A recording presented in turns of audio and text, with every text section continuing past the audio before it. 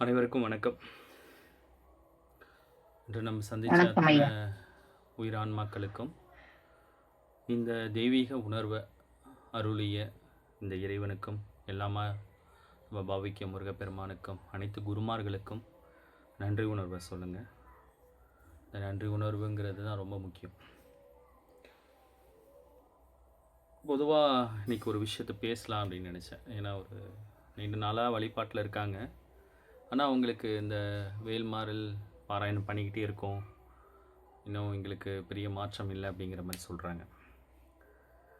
அதுக்கு என்ன காரணமாக இருக்கும் அப்படின்னா, உங்களுக்கு யாராவது தெரியுமா? இது மாதிரி ஏன் வேல்மாறல் தொடர்ச்சியாக பாராயணம் பண்ணால் அது எந்த மாற்றத்தையும் கொடுக்கல அப்படிங்கிற மாதிரி உங்களுக்கு யாருக்காவது அதை பற்றின தகவல் தெரிஞ்சுன்னா சொல்லுங்கள். பட் இது தெரிஞ்சுக்கிட்டால் தான் உங்களுக்கு அது ஒரு இந்த தெய்வீக பாதையில் அது உங்களை பயணிக்க வைக்கும். பட் நமக்கு இருக்கிற சூழ்நிலைகள் அது மாற்றத்தை கொடுக்கும். இது ஒரு மனப்பாடப்பாரி, நமக்கு ஒரு மாற்றம் வேணும் அப்படின்னு நீங்கள் படிச்சிங்கன்னா அது மாற்றத்தை கொடுக்காது. அதற்கு என்ன முதல் காரணம் அப்படின்னா, அது நானே சொல்லிடுறேன். முதல்ல நம்மளுடைய மனநிலை தான் முதன்மையான காரணம். ஏன் மனநிலை காரணம் அப்படின்னா, நம்ம மனநிலை தான் இங்கே அனைத்து விதமான செயல்பாடுகளையும் நம்மளை செய்ய வைக்குது. அந்த மனம் உணர்வாக மாறி, அந்த உணர்வு அதிர்வாக மாறி இந்த பிரபஞ்சத்திற்கு அது சமிக்கை அனுப்பப்பட்டு நமக்கு தேவையான சூழ்நிலைகள் நீங்கள் எதை விரும்புகிறீங்களோ அதை கொடுக்க வைக்கும்.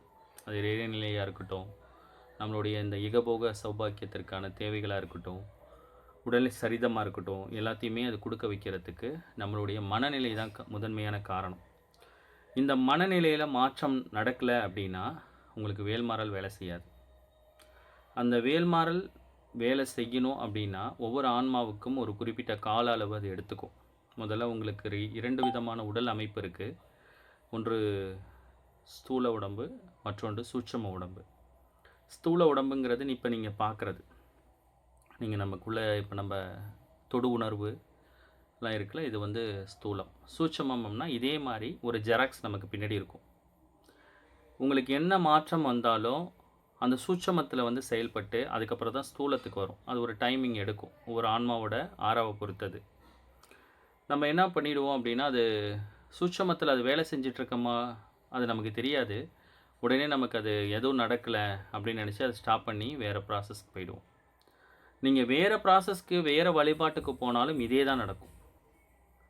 அங்கேயுமே சூட்சமம் தான் ஸ்தூலத்துக்கு வரும். அப்போ கடைசி வரைக்கும் எதுவுமே நடக்காமல் கடைசியில் வாழ்க்கையை வெறுத்து போய் மனசை விட்டுடுறாங்க. ஆக்சுவலி இந்த இறைத்தன்மைங்கிறது அது ஒரு முழுமையான புரிதலின் அடிப்படையில் தான் அது வேலை செய்யும். அதற்கு தான் குருமார்கள் நமக்கு தேவைப்படுறாங்க. இந்த பக்குவ நிலைப்படுத்தணும், நம்ம மனநிலையை மாற்றணும் அப்படிங்கிறதுக்கான ஒரு உணர்வு, ஒரு அன்பு அப்படிங்கிறதுக்காக தான் இந்த குருவுக்கும் சிஷியருக்கும் பிணைக்க முடியாத ஒரு அன்பு இருக்கும்போது இந்த சூழல்கள் உங்களுக்கு தெய்வத்தின் மனம் பிரசிபிக்கப்பட்டு நீங்கள் உங்களுக்கான காரிய சித்திகள் இந்த தெய்வத்தோட பாதையில் நீங்கள் பயணிப்பீங்க. இந்த வேல்மாறல் தொடர்ச்சியான இந்த பயணம்க்கு அப்புறம்தான் உங்களுக்கு அது ஒரு மனநிலையை கொடுக்கும். அந்த மனநிலை வந்துட்டுட்டாவே நம்ம புண்ணியவான்கள், ஏதோ ஒரு பிளெஸ்ஸிங் நமக்கு இருக்குன்னு அர்த்தம். ஏன்னா இந்த மனநிலை வராமல் பாதி பேர் வேலைக்கு போயிடுவாங்க. ஏன்னா அவங்களுக்கு என்ன சொன்னாலும் அந்த புரிதல் வராது. அந்த புரிதல் வரத்துக்கு நம்ம எவ்வளோ முயற்சி பண்ணாலும் அந்த புரிதலே வராது. அவங்கள பொறுத்த வரைக்கும் பிரச்சனைகளை அந்த பிரச்சனைக்குள்ள மனநிலையிலே இருப்பாங்க. மனித மனம் அதான், மனிதர்களோட மனம் அப்படி தான் இருக்கும். அந்த குரங்கு புத்தின்னு சொல்லுவாங்க. அந்த மகான்களோட மனநிலை வரத்துக்கு தான் நம்ம இந்த தெய்வ பாசுரங்களை தொடர்ச்சியாக நம்ம படிக்கிறோம். இப்போ நம்ம கடந்து வந்தவங்களுக்கு இப்போ நிறைய தாய்மார்கள்லாம் சொல்லுவாங்க, சகோதரிலாம் சொல்கிறாங்க, இப்போ முன்ன விட எங்களுக்குள்ள ஒரு அமைதி நிலவுது அப்படின்னு. அது காரணம் என்னென்னா, இப்போ தான் நம்ம ஸ்தூலத்தில் வேலை செய்ய ஆரம்பிக்குது. இப்போ அந்த ஸ்தூலத்தில் வேலை செய்ய ஆரம்பிந்தால் உங்களுக்கு உள்ள சைலன்ஸ் வரும். ஃபஸ்ட்டு எடுத்தோன்னே ஏன் உங்களுக்கு பதறுனுச்சு, மனம் பதறுனுச்சு, உங்களால் உங்களுடைய பிரச்சனைகளை ஏற்றுக்கவே முடியாமல் போனதுக்கு காரணம் என்னென்னா, உங்களுடைய இந்த துன்பகரமான செயல்பாடுகளை முதல்ல அந்த துன்பகரமான மனநிலையே உங்களுக்கு இருந்துச்சு. இப்போ வேல்மாறல் நிறைய பேருக்கு வேலை செய்யாத காரணம் என்னென்னா, அவங்களோட பிரச்சனைக்கான மனமே இருக்கும். அந்த மனதை விட்டு அவங்களால வெளியிலே வர முடியாது. அவங்க நித்தமே அந்த பிரச்சனைகளே மூழ்கி இருப்பாங்க. அவங்களுக்கு ஏற்பட்ட துரோகம், அவங்களோட வாழ்க்கையில் ஏற்பட்ட அவமானங்கள், அவங்க எதிர்பார்த்து நடக்காத விஷயங்கள், உறவுமுறை சிக்கல்கள், இந்த சூழலை விட்டு அவங்களால வழியிலே வர முடியாது. அதனால அந்த மனநிலையில் இருந்தாங்கன்னா கண்டிப்பாக நடக்காது. வேல்மாறல் இல்லை, எதுவுமே நடக்காது. என்ன இங்கே கடவுள் வந்து இங்கே ஒரு இறைத்தன்மை என்ன கொடுக்கப்படுதுன்னா, படைப்பாற்றல் என்ன நமக்கு கொடுத்துருக்குன்னா, நம்ம என்ன இங்கே தேவையோ, இந்த பூமியில் ஒரு மனிதன் பாவிக்கும் போது அவனுக்கு என்ன தேவையோ, அவன் என்ன மனநிலையில் இருக்கானோ அதை கொடுக்கணுங்கிறது தான் சட்டம். இந்த இயற்கையோட சட்டம்.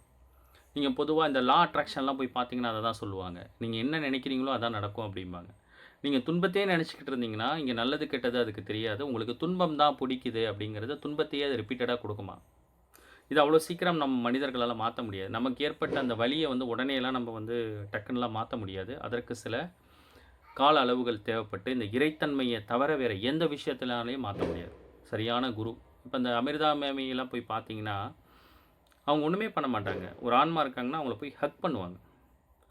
அப்படியே அவங்கள அறியாமல் கண்ணுலேருந்து தண்ணீராக ஊற்றும். அவங்களோட வீடியோஸ்லாம் போய் பாருங்கள். இன்றைக்கி உலகம் முழுக்க இருக்காங்க. அவங்களுக்கு ஆங்கிலம் கூட தெரியாது, மொழியே தெரியாதவங்க, நிறைய ஃபாரினர்ஸ். அவங்கள வந்து போய் அந்த இருதயஸ்தானத்துலேருந்து ஒரு விதமான ஆறாவை வெளியே எடுப்பாங்க.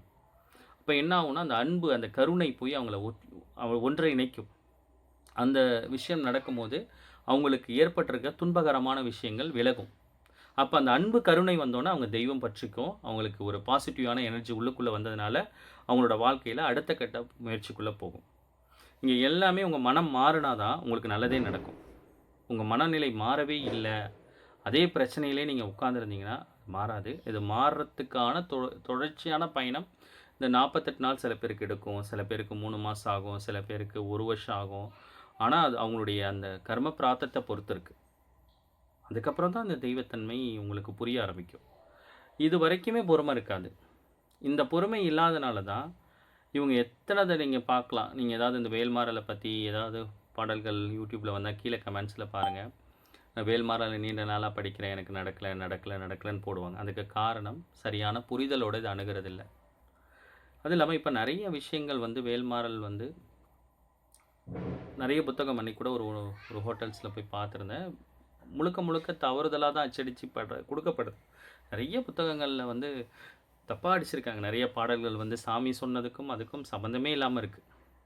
அப்படி தான் அடிச்சடிச்சு கொடுக்க, அதை ஃபாலோ பண்ணினாலும் அந்த பலன் கிடைக்காது. ஏன்னா சாமி வந்து அவங்க பேரறிவிலேருந்து அதை உருவாக்கியிருப்பாங்க. இப்போ அவர் ஒரு புள்ளி வச்சா கூட அதுக்கு ஒரு அர்த்தம் இருக்கும். இப்போ அந்த குரு என்ன சொன்னாரோ அதை வந்து முழுமையாக கடைப்பிடிக்கிறவங்களுக்கு தான் அது நடக்கும்.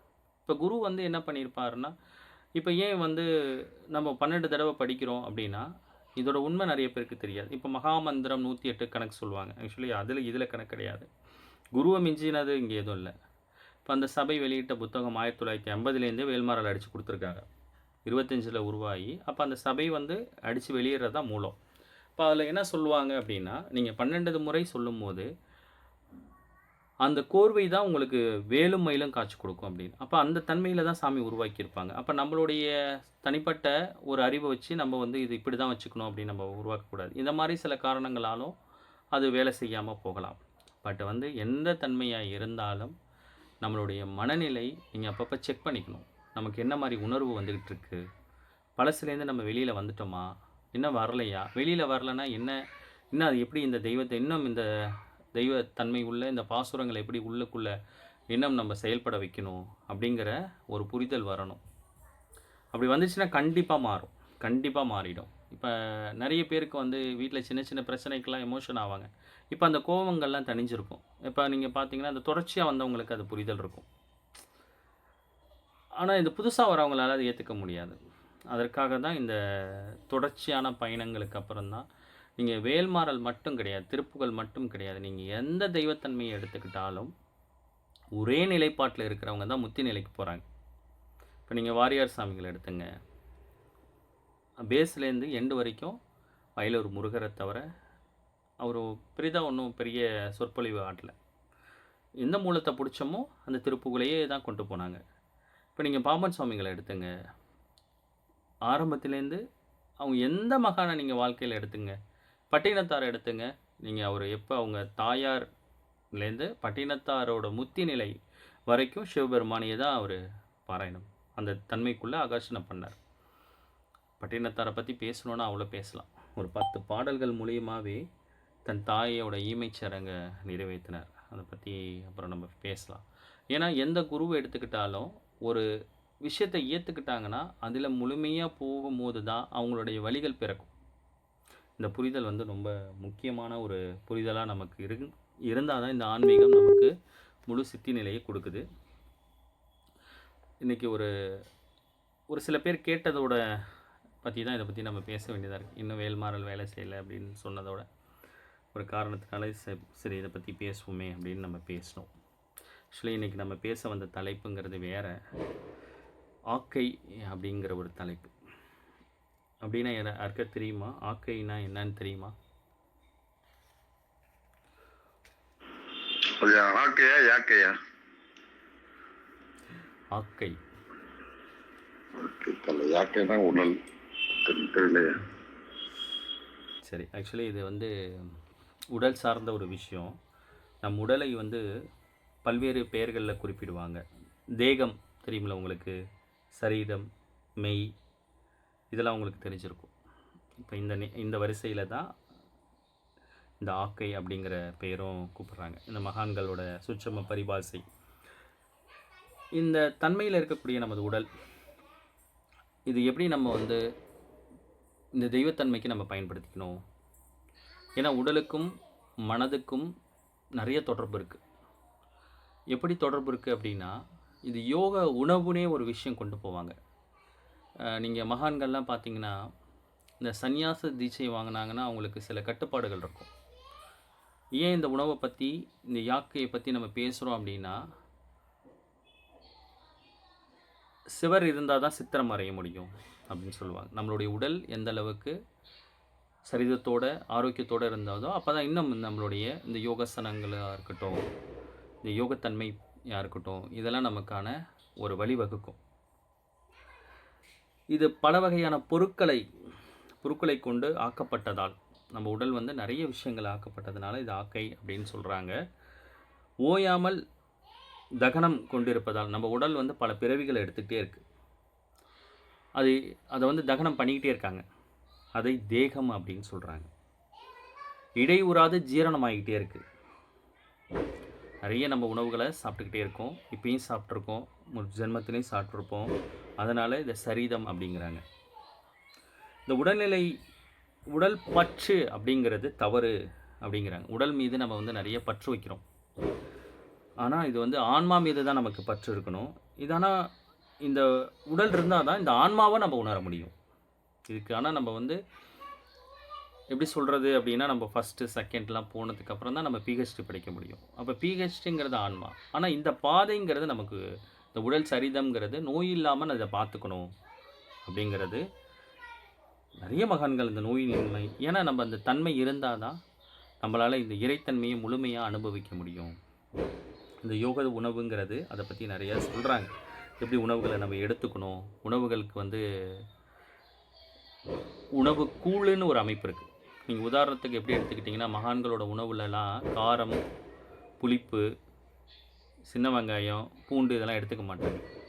ஏன்னா இது வந்து எண்ணங்களை வந்து திசை திருப்புமா, வேறு விதமான உணர்வுக்கு கொண்டு போயிடும். அப்படிங்கிறதுனால உணர்வுக்கும் யோகத்துக்கும் நிறைய தொடர்பு இருக்குது. அதனால தான் உணவில் வந்து ரொம்ப தெளிவாக இருப்பாங்க. மகான்களோட உணவுகளில் பார்த்திங்கன்னா சாந்தமான உணவுகளாக இருக்கும். நம்ம வந்து காரம்லாம் இருக்காது, எளிதான உணவுகளை தான் அவங்க எடுத்துப்பாங்க. இப்படி எடுக்கும் போது தான் நமக்கு என்ன பண்ணும், இப்போ அதிக மசாலா உணவு எடுத்துக்கிட்டிங்கன்னா உங்களுக்கு ரொம்ப தூக்கம் வந்துடும். இப்போ வந்து மகான்கள் வந்து 24 ஹவர்ஸுமே அந்த ஒரு விழிப்புலே இருப்பாங்க, ஒரு ஆக்டிவாக இருப்பாங்க. அதுக்கு காரணம் என்னென்னா, அவங்க எடுத்துக்கிற அந்த யோகத்தன்மையான உணவு. இந்த உணவு தான் அவங்கள வந்து இந்த அளவுக்கு ஒரு அந்த தாரணான்னு சொல்லக்கூடிய அந்த விழிப்புணர்வு நிலையில் கொண்டு போய் வச்சுருக்கோம். இப்போ இந்த டிரைவிங்லாம் போகும்போது பார்த்திங்கன்னா லைட்டாக சாப்பிடுவாங்க. சில பேர் அந்த கண்முழிச்சு ஓட்டுறவங்களாம் உணவை வந்து கொஞ்சம் கரெக்ட் பண்ணிப்பாங்க, ரொம்பலாம் சாப்பிட மாட்டாங்க. என்ன காரணம்னா, அந்த உணவு நம்ம எடுத்துக்கிட்டோம்னா இந்த உணவு செரிமானத்துக்கே நம்மளோட இரத்த ஓட்டங்கள் அனைத்தும் அங்கே போயிடும். இப்போ மற்ற உறுப்புகளுக்கு போய் அது தடைப்பட்டுரும். இப்போ நீங்கள் உணவை வந்து கம்மியாக எடுத்திருந்த நேரத்தில் பாருங்கள், உங்களோட பிரெயின் வந்து நல்லா யோசிப்பீங்க. நல்லா ஃபுல்லாக சாப்பிட்ருந்தோம் அப்படின்னா நம்மளால் யோசிக்கவே முடியாது, நமக்கு தூக்கம் தான் வரும். அதே போல் தான் இந்த ஆன்மீகத்தை நம்ம பருகும்போது, அதனால தான் நம்ம வெறும் வயிறில் வந்து மந்திர ஜபங்கள்லாம் செய்ய சொல்லுவாங்க. அதனால தான் அதுக்கு சரியான நேரம் வந்து பிரம்ம முகூர்த்தத்தில் எடுத்துப்பாங்க. இப்போ மகா பெரியவா எப்படி எடுத்துப்பார் உணவு அப்படின்னா, ஒரு கைப்பிடி அரிசி எடுத்து அதை ஒரு நெய்யில் வறுத்துட்டு அதில் பொங்கல் பண்ணி அதை வந்து 3 பகுதியாக பிரிப்பார். ஒன்று பசுக்கு, ஒன்று அந்த அங்கே இருக்கக்கூடிய தானம், ஒன்று வந்து காகத்துக்கு, மீதி இருக்கிற ஒரு பகுதி 4ஆக பிரித்து ஒரு பகுதி தான் அவர் எடுத்துப்பார். அதனால தான் அவரோட தேகம் வந்து அப்படி இருந்துச்சு, வைரம் போல் இருக்கும். அவரோட அந்த என்ன சொல்லுவாங்க, அந்த வயிறு ஒட்டிய வயிறோடு இருக்கும். அதுக்கு காரணம் ஏன்னா அதனால தான் அவங்க அந்த ஸ்டெபிலிட்டியோட அவ்வளோ ஆச்சாரத்தோடு அந்த தர்மத்தை நிலைநிறுத்தினாங்க. அந்த அளவுக்கு அந்த உணவில் வந்து அவ்வளோ விழிப்புணர்வாக இருப்பாங்க. அதீத உணவுகளை எடுத்துக்காமல் இந்த நம்ம யோகத்தை பருகும் போது நம்ம உணவில் கொஞ்சம் ரொம்ப விழிப்புணர்வாக இருக்கணும். சில நீங்கள் ஆசிரமத்துக்கெல்லாம் போனீங்கன்னா உங்களுக்கு பால் டீலாம் கொடுக்கவே மாட்டாங்க. பாலை வந்து அவாய்ட் பண்ணுவாங்க. பால் ஏன் அவாய்ட் பண்ணுவாங்க அப்படின்னா, பால் வந்து ஹைலி ரொம்ப புரோட்டீனான உணவு. நான் சொல்கிறது பசுமாடு. நீங்கள் குடிக்கிறதெல்லாம் இப்போ பாலே கிடையாது. அது வெள்ளையாக இருக்கக்கூடிய ஒரு பொருள், அவ்வளோதான். பாக்கெட்டில் வரதெல்லாம் பால்னு நினச்சிக்கிறீங்க, அது பால் கிடையாது. நீங்கள் மகான்கள் பார்த்தீங்கன்னா அவங்க ஒரு வேளை பாலை மட்டும்தான் எடுத்துப்பாங்க. அந்த ஏன்னா நைட்டு வந்து ஒரு பாலும் ஒரு பழம் நைட்டு மட்டும்தான். ஏன்னா இந்த உடலுக்கு தேவையான அவ்வளோ சத்துக்களையும் அந்த பால் கொடுத்துரும். பாலுக்கு வந்து ஹைலி ப்ரோட்டீன். இப்போ அந்த குழந்தைகள்லாம் பாருங்கள், அந்த தாய்ப்பாலை வந்து ஒரு சிப்பு தான் சாப்பிடும். அவ்வளோ ஒரு ஆக்டிவாக இருக்கும். ஏன்னா இந்த அவ்வளோ சக்தி வந்து இந்த தாய்ப்பாலுக்கு இருக்குது. அதே போல் தான் தாய்ப்பாலுக்கு நிகரான பசுவோட நாட்டு மாட்டோட பால். அந்த நாட்டு மாட்டோட பாலை மட்டும்தான் இந்த யோக உணவில் சேர்த்துப்பாங்க. நைட்டு ஒரு பாலும் ஒரு பழமும் எடுத்துப்பாங்க. மற்ற நேரத்தில் உணவு எடுத்துக்க மாட்டாங்க. ஏன்னா அந்த பால் வந்து ஃபுல்லாக நமக்கு அந்த நாட்களுக்கு உள்ள சக்தி அது கொடுத்துரும். நம்ம அப்படி இல்லை. 3 வேளையும் டீ குடிக்கிறோம், காலையில் குடிக்கிறோம், அப்புறம் ஈவினிங் குடிக்கிறோம். அதனால தான் வந்து நமக்கு நிறைய வந்து இந்த செரிமான கோளாறு வருதுன்னு சொல்கிறாங்க. ஏன்னா பாலை வந்து ப்ராப்பராக டைஜஷன் பண்ணுற அளவுக்கு நமக்கு உடம்புல சக்தி இல்லை. இப்போ நிறைய வந்து இந்த சளி டக்குன்னு பிடிக்கிறவங்க நீங்கள் பால் அவாய்ட் பண்ணி பாருங்கள். உங்களுக்கு இந்த சைனஸ் பிரச்சனைலாம் இருந்துச்சுன்னா, டக்குன்னு எங்களுக்கு அலர்ஜி பிரச்சனை இருக்குது, ஏதாவது திடீர்னு இந்த ஒவ்வாமைன்னு சொல்லுவாங்க, டெசர்ட் அலர்ஜி இருக்குது அப்படிங்கிறது, இந்த சுகர்லாம் இருந்துச்சுன்னா கூடவே நீங்கள் சுகராக இருக்கட்டும், பிபியாக இருக்கட்டும், உங்களுக்கு இந்த பெயின்லாம் இருந்துச்சுன்னா இந்த பருப்பு பால் ரெண்டுத்தையுமே நீங்கள் முடிஞ்ச அளவுக்கு அவாய்ட் பண்ணுங்கள். அப்படி குடிக்கதான் ஆகணுன்னா நீங்கள் பால் எடுத்துக்கிட்டிங்கன்னா அன்றைக்கி உணவே நிறுத்துகிற மாதிரி இருக்கும். ஏன்னா அவ்வளோ ப்ரோட்டீன் அதில் இருக்குது. உண்மையான பாலில் சொல்கிறேன். நீங்கள் சிட்டியில் இருந்தீங்கன்னா அது தாய்ப்பால் கிடையாது, பசுப்பால் கிடையாது. அதுக்கு முன்னாடி மிகப்பெரிய வணிகம் இருக்குது, அதுக்குள்ளே போக வேண்டாம். அவ்வளோ ப்ரோட்டீன் இருக்கிறதுனால அந்த உடல் வந்து அந்த ப்ரோட்டீனை செமிக்கிறதுக்கான சூழல் நமக்கு அந்தளவுக்கு இல்லை அப்படிங்கிறாங்க. அதனால தான் மகான்கள் வந்து பசும்பாலை இரவு மட்டும் மாலை எடுத்துப்பாங்க. 6 மணிக்கு எடுத்துப்பாங்க, ஒரு பழம் எடுத்துப்பாங்க. அப்படி எடுத்துக்கிட்டதுனால தான் அந்த தேகம் வந்து வஜ்ர தேகமாக போய் அவங்களால மரணமில்லா பெருவாளுக்கு அது தகுதியானது இருந்துச்சு. இப்போ திருமூலர்லாம் 3000 ஆண்டுகள் வாழ்ந்ததாக சொல்கிறாங்க. இன்றும் நிறைய மகான்கள் இருக்காங்க. நீங்கள் வள்ளிமலைக்கு போனீங்கன்னா, படி வழியாக போனீங்கன்னா, ஒரு இடத்துல வாரியார் சாமி திருப்பணி பண்ணிகிட்டு இருக்கிற இடத்துல, அந்த படி போட்டுட்டு இருந்த இடத்துல ஒரு இடத்துல படி அமைக்கும் போது ஒரு பாறையை வச்சு நம்பினாங்க. 3 மகான்கள் உள்ள தியான நிலையிலே இருந்தாங்க. இது சாமிகள் வாரியார் சாமி வந்து வெளியூரில் இருந்தார். அன்றைக்கி இருக்க காலகட்டம் மாதிரி இல்லை. உடனேயே சாமிக்கு லெட்ரு போட்டு இது மாதிரி திருப்பணிக்காக படி போடுறதுக்காக பாறையை தோண்டணும். உள்ளுக்குள்ளே 3 மகான்கள் எவ்வளோ ரொம்ப பழமை, அவங்க ரொம்ப நாளாக தியானத்தில் இருக்காங்க அப்படின்னு சொன்னோன்னே சாமி உடனே அவசரமாக வந்து அதை பார்த்துட்டு, அந்த பாதை ஒரு இடத்துல மட்டும் அப்படி சைடாக போகும், வள்ளிமலை வந்தால் தெரியும், அந்த இடத்த அப்படியே விட்டுட்டு கொஞ்சம் கிராஸாக கொண்டு போனாங்க. எப்படி அந்த தேகம்லாம் அப்படி இருந்ததுன்னா, ஒரு காலகட்டங்கள் வரைக்கும் இந்த யோக உணவை பருகியிருப்பாங்க. உணவில் வந்து அவ்வளோ ஒரு விழிப்புணர்வில் இருந்ததோட விளைவு தான் பல யுகங்கள் வந்து அந்த உடல் வந்து இந்த யோகத்துக்கு பழகிக்கும். இன்றும் சிலைய மகான்கள் இருக்காங்க. அந்த சூரியன்லேருந்து வரக்கூடிய அமிர்த கதிர்களை மட்டுமே உள்வாங்கி உயிர் வாழக்கூடியவங்க. இந்த காற்றில் இருக்கக்கூடிய பிராணனை மட்டுமே பருகி உயிர் வாழக்கூடியவங்க. இந்த இமாலயாஸ்லாம் போனீங்கன்னா போய் பார்த்தீங்கன்னா, அங்கே இருக்கக்கூடிய சில நிறைய சாதுக்கள் வந்து மேலே வந்து ஆடை போட மாட்டாங்க, மைனஸில் இருக்கும். மைனஸ் 2, 3, 4லாம் போகும். அங்கே அந்த இடத்துல பார்த்தீங்கன்னா ஆடை போடாமல் இருக்கிறதுக்கு காரணம் எப்படின்னா அவங்களுடைய அந்த உடல் வஜ்ரமாக மாறியிருக்கும். இந்த உணவின் மீது அவங்க இருந்த விழிப்புணர்வுனால, யோக உணவை பருகுனதுனால, சில மூலிகை சாறுகளை பருகுனதுனால இந்த இயற்கைக்கு ஒத்திசைவாக போயிடும்.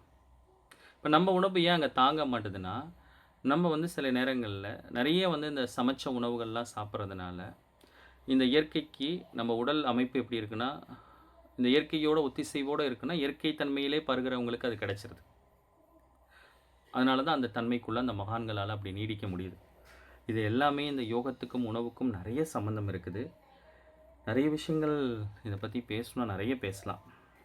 அதனால தான் வள்ளல் பெருமான் நிறைய விஷயங்கள் சொல்லியிருக்கார். இந்த உணவை பற்றியே நிறைய பேசியிருக்கார். உணவின் மூலியம் மகத்துவத்தை நிறைய சொல்லியிருக்கார்.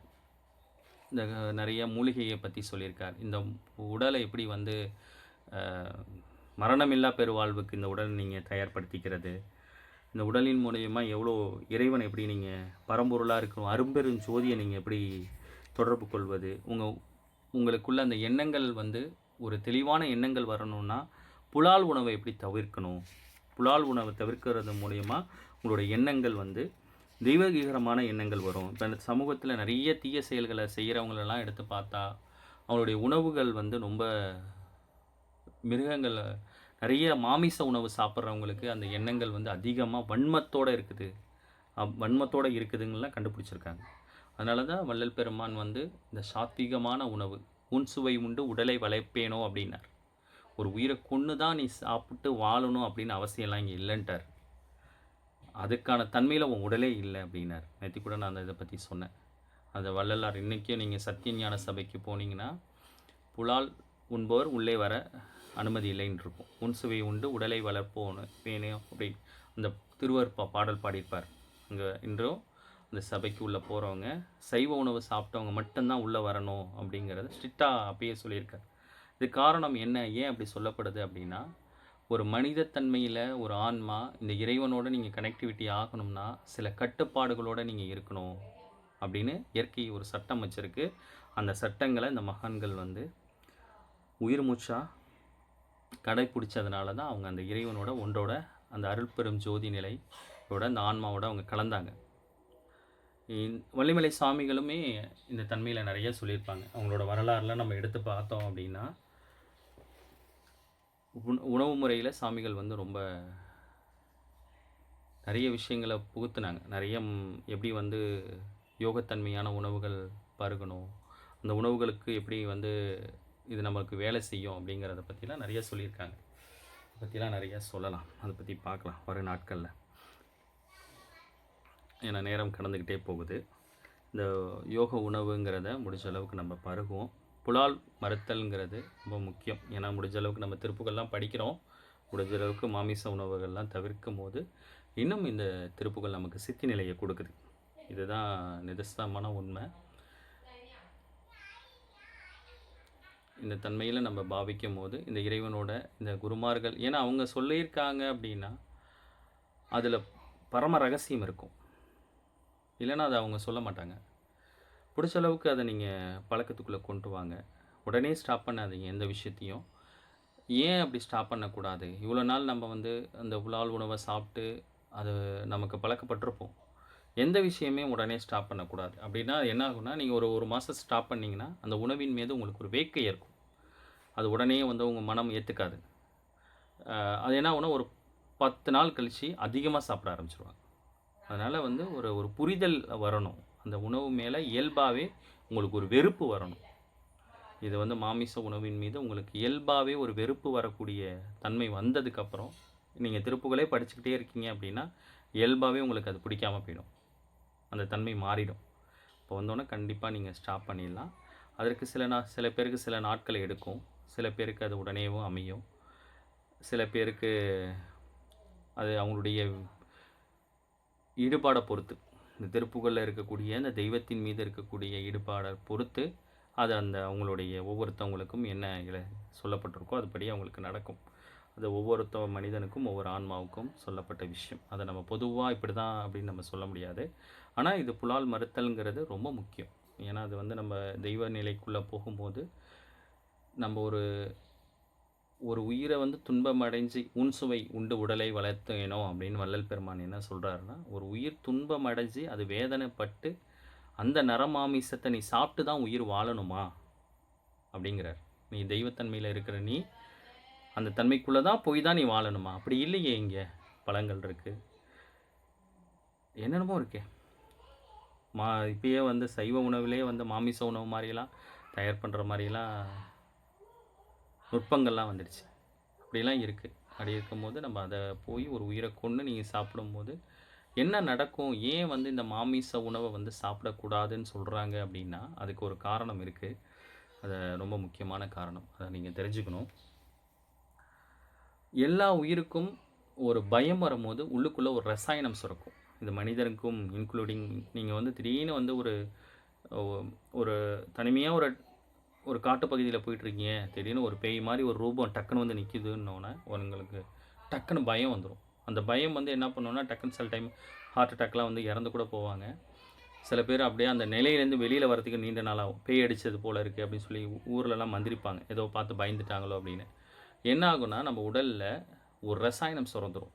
அந்த ரசாயனம் என்ன பண்ணும், அங்கங்கே அப்படியே போய் நம்ம சுய நினைவு அப்படியே ஸ்டக் ஆகி வச்சிரும். அதுக்கு சில விஷயங்களை ப்ராசஸ் பண்ணி பழைய நினைவுகளை கொண்டு வருவாங்க. இதே போல் தான் நீங்கள் ஒரு விஷயத்தை இப்போ ஒரு உயிரினம் இருக்குது அப்படின்னா, நீங்கள் ஒரு சர்ப்பமே இருக்குது, ஒரு பாம்பே இருக்குது அப்படின்னா, அதை போய் அடிக்கிறாங்க அப்படின்னா, அடித்த உடனே அதோட அந்த நம்மளை கொத்தக்கூடிய அந்த பகுதியில் குறிப்பிட்ட அளவு தான் அதோட நஞ்சு இருக்கும்.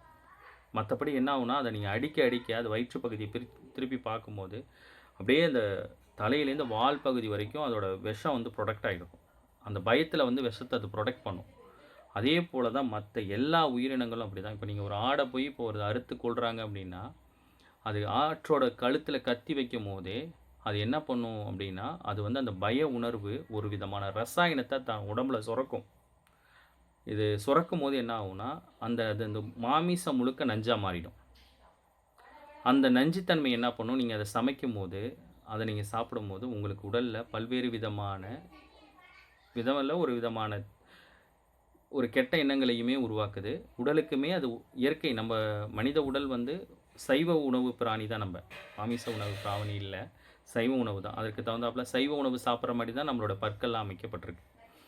அப்படி நம்மளுடைய இறைவனோட படைப்பில் சைவ உணவில் இருக்கிற அந்த நம்ம மாமிசத்தை எடுத்துக்கும் போது என்ன ஆகும்னா, நம்மளுடைய குடல் பகுதியெல்லாம் அதில் சில விஷயங்கள் நடந்து நமக்கு நிறைய துன்பம் நிகழுது அப்படிங்கிறதையும் குருமார்கள் சொல்கிறாங்க. இந்த ரசாயனத்தன்மை தான் நம்மளை வந்து ஒரு விதமான அந்த மாமிசத்தை அதிகமாக எடுத்துக்கிறவங்களுக்கு நிறைய விதமான இந்த சமூக குற்றங்களுக்கெல்லாம் ஈடுபடுறாங்க. ஒரு வக்ரமான புக்தி வருது அப்படிங்கிறதையும் இப்போ ஆய்வில் கண்டுபிடிச்சிருக்காங்க. அது நிறைய மாமிசத்தை எடுத்துக்கிறாங்க. என்னமோ சொல்ல முடியாத மாமிசத்தெல்லாம் எடுக்கிறவங்களுக்கு இந்த தன்மை வந்துடுது அப்படிங்கிறதையும் இப்போ கண்டுபிடிச்சி அதை சொல்கிறாங்க. அதனால தான் நம்ம மகான்கள், அதனால தான் முன்னோர்கள் வந்து ஔவையார்லேருந்து வள்ளலார்லேருந்து நீங்கள் ஒரு முக்தி நிலையில் எடுத்துக்கிட்ட எந்த மகானுமே இதை ஊக்குவிக்க மாட்டாங்க. இந்த மாமிச உணவை எந்த இடத்துலையுமே ஆதரிச்சதா எனக்கு தெரிஞ்சு நான் நிறைய மகான்களை, எந்த சித்தர்கள் 18 சித்தர்கள்லேருந்து பட்டினத்தார்லேருந்து எல்லாருமே பார்த்தாச்சு. இதை தவிருங்கன்னு தான் சொல்கிறாங்க. அதில் தாய்மானவர் சாமி வரைக்கும் இந்த உடலில் வந்து இந்த மாமிச உணர்வை கொஞ்சம் தவிர்த்துங்க முடிஞ்ச அளவுக்கு அப்படின்னு தான் சொல்கிறாங்க. சரி, இன்றைக்கி இந்த தகவல் பரிமாறப்பட்டிருக்கு. நேரம் கடந்துடுச்சு. மீண்டும் சந்திக்கலாம். நன்றி. முருகாசரணம்.